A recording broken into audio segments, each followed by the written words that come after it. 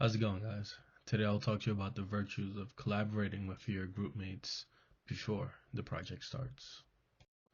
Group projects, we all hate them, but they're a necessary evil in getting through school, work, life, maybe. But then again, nobody wants to be a hermit. And no matter how incompetent your group mates are, try to resist running off and doing your own thing, because it's almost always better to work with the group before you start the project. And here's why. Working together provides clarity. We could create a clearer idea of the direction of our project by understanding where our partners' heads are at.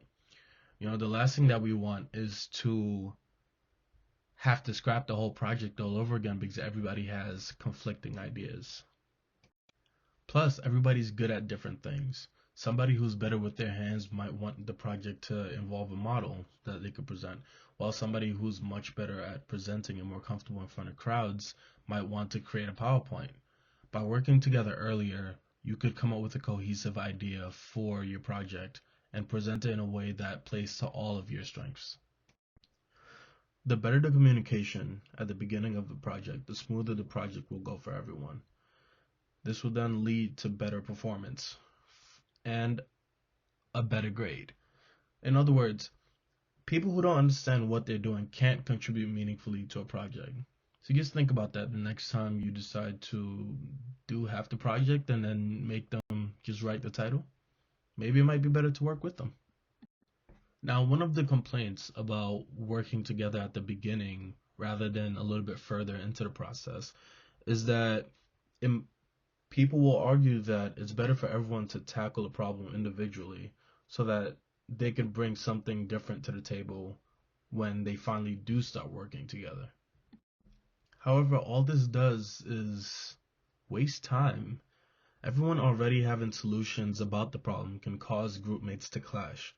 And when they finally agree to a solution, some people might feel like they wasted their time on ideas that just won't be used. The best way to increase morale is to have everyone contribute to a singular idea rather than people having to scrap the ideas that they've worked so hard for. Now, some people might view delegating work based on the strengths of group members is just plain unfair. They might argue that the person that's the strongest at a specific skill will be carrying the group and somebody that's the weakest would just be dead weight. Now, that's understandable. There'll always be that one person that just doesn't want to be there and doesn't want to contribute. But for the most part, everybody is good at something. There's no one person that's amazing at everything, and there's no one person that's awful at anything that they can't just Google. For the most part, everybody will bring something to the table, which will then create an environment where everybody's doing somewhat equal work. Now, to wrap this up, working together early just makes sense. Nobody wants to be the guy that does all the work, and nobody wants to be the person that gets their ideas scrapped.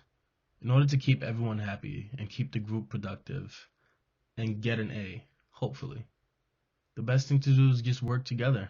It's a no-brainer. Thank you for your time.